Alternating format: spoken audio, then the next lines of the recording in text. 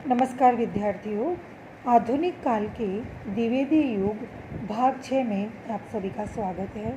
हम यहाँ पर इस युग के, इस काल के प्रमुख साहित्यकार या रचनाकार या कवि, कुछ भी कह सकते हैं, उनके परिचय, जीवन परिचय और उनके कृतित्व के नाम और उनके कृतित्व में आई हुई विशेषताओं का अवलोकन करेंगे।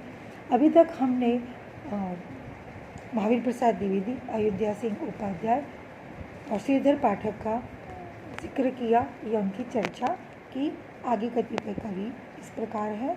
उपाध्याय जी के बाद जो सबसे बड़ा कवि इस काल में रहा वो था जगन्नाथ दास रत्नाकर। रत्नाकर का जन्म 1866 ईस्वी में काशी में हुआ था। उन्होंने अपनी जन्म तिथि के संबंध में बिहारी रत्नाकर पुस्तक में स्वयं कहा है, इनके पूर्वजों का संबंध मुगल दरबार से रहा था, इसलिए घर पर फारसी ज़ुबान अपने आप दाखिल या प्रवेश हो गई थी। शेषों में रत्नाकर को भी फारसी उर्दू भाषा के माध्यम से पढ़ाया गया। स्कूली शिक्षा प्रारंभ होने तक अंग्रेज़ी, गणित, इतिहास, भूगोल आदि विषय पढ़ने का उन्हें मौका मिला। यानी अगर हम देखते हैं तो द्विवेदी जगन्नाथ दास रत्नाकर ने अपने जीवन काल में काफ़ी विषयों को और भाषाओं को पढ़ा। आर्थिक दृष्टि से संपन्न थे। 2 स्थानों पर नौकरी करनी पड़ी थी और उत्तर प्रदेश में भी ये रहे। उत्तर प्रदेश एटा जिले को अबागढ़ रियासत में ट्रेजरर के पद पर उनकी नियुक्ति हुई। अबागढ़ छोटा सा एक कस्बा था। काशी आने पर अयोध्या नरेश प्रताप नारायण सिंह ने इन्हें अपने निजी सचिव पद पर नियुक्त किया और इस प्रकार उनकी जीविका चलाने का कार्य शुरू हुआ। रत्नाकर को अपने यौवन काल में देश देशांतर की यात्रा का बहुत शौक था। तीर्थ स्थानों के अतिरिक्त कश्मीर, शिमला, मसूरी, नैनीताल, हरिद्वार आदि धार्मिक स्थल पर वे भ्रमण करते रहे। राजस्थान की प्राय सभी प्रमुख रियासतों में उनका आना जाना था।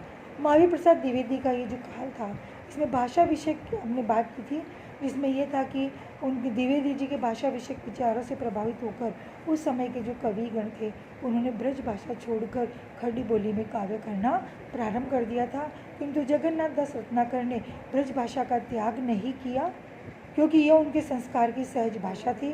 ब्रज भाषा के श्रेष्ठ कवियों के सैकड़ों छंद उन्हें कंठस्थ थे। रसखान के सवियत उनके मुख से ऐसे निकलते थे जैसे वे रसखान के न होकर रत्नाकर जी के ही हो। ब्रज भाषा बनाम खड़ी बोली ने जब आंदोलन का रूप धारण किया, तब जगन्नाथ दास रत्नाकर ने अपने समालोचना आदर्श पत्र में इस विषय पर छंदोबद्ध टिप्पणी भी की। उन्होंने उसी समय उद्धव शतक शीर्षक से ब्रज भाषा का एक सुंदर काव्य ग्रंथ लिखा। इनकी रचना से उनको जो सुयश मिला वो इस बात का प्रमाण है कि रचना भाव, भाषा, शैली, रस, व्यंजना, अलंकार, बिंब, प्रतीक आदि सभी गुणों से परिपूर्ण होने के कारण 20वीं शती की सर्वश्रेष्ठ ब्रज भाषा काव्य कृति है और रत्नाकर आधुनिक युग के प्रतिभा संपन्न सिद्ध कवि है। अगले हम कवि के रूप में याद करेंगे या जिन पर चर्चा करेंगे वो है मैथिली शरण गुप्त। मैथिली शरण गुप्त किसी परिचय के मोहताज नहीं है। इन्हें राष्ट्रकवि की उपाधि भी दी गई है। श्री गुप्त जी का जन्म झांसी जनपद के चिरगांव नामक कस्बे के 1886 में हुआ था। गुप्त जी के पिता वैष्णव भक्त थे तथा राम कथा से उनको विशेष अनुराग था। इनका प्रभाव शैशव से ही गुप्त जी पर पड़ा। उनकी प्रारंभिक रचनाएं वैश्योपकारक पत्र में प्रकाशित होती थी। आचार्य महावीर प्रसाद द्विवेदी के संपर्क में आने के बाद उन्होंने अपनी रचनाएं सरस्वती में प्रकाशनार्थ भेजनी प्रारंभ की। द्विवेदी जी अपने भाषा विषयक सिद्धांत के अनुसार उनमें यथारुचि संशोधन कर रहे थे। उनका पहला काव्य रंग में भंग 1909 में प्रकाश में आया। उसके 3 वर्ष बाद भारत भारती का प्रकाशन हुआ। भारत भारती को हम गुप्त जी की ख्याति का मूलाधार कह सकते हैं। भारत भारती में देश के प्रति प्रेम, गर्व और गौरव की भावनाएं प्रस्तुत थी। भारत भारती की ख्याति से ही गुप्त जी को राष्ट्रकवि की उपाधि भी मिल गई या उन्हें राष्ट्रकवि की उपाधि से अलंकृत किया जाने लगा। इसके बाद उन्होंने जयद्रथ वध, लिखा जो उनकी प्रारंभिक रचना, किंतु उसमें भी राष्ट्र प्रेम की अभिव्यक्ति के लिए अपने युग को दृष्टि में रखते हुए बड़ी संयत शैली में संदर्भों की सूची सृष्टि की गई। इसके बाद उनका जो साहित्य लेखन था वो आगे बढ़ता गया। उन्होंने उर्मिला, यशोधरा, विष्णुप्रिया, केकई, हिडिंबा आदि नारियों का वर्णन सामाजिक तथा पारिवारिक स्थिति को ध्यान में रखकर समीचीन शैली में किया। गुप्त जी ने तिलोत्तमा, चंद्रहास और अवध नामक और 3 नाटक लिखे।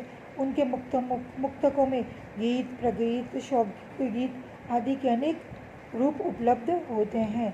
उन्होंने अपने काव्य के माध्यम से भारतीय संस्कृति को प्रस्तुत करने का सुंदर कार्य किया। गुप्त जी को राष्ट्रकवि का पद तो भारत भारती की रचना के साथ ही प्राप्त हो गया, किंतु उनके बाद की विपुल रचनाओं से उन्होंने अपने राष्ट्र प्रेम को राष्ट्रभाषा हिंदी के माध्यम से सर्वत्र सुदृढ़ रूप से स्थापित कर दिया। गुप्त जी का निधन एवं निवास स्थान चीरगांव में सन 1964 में हुआ था। धन्यवाद विद्यार्थियों।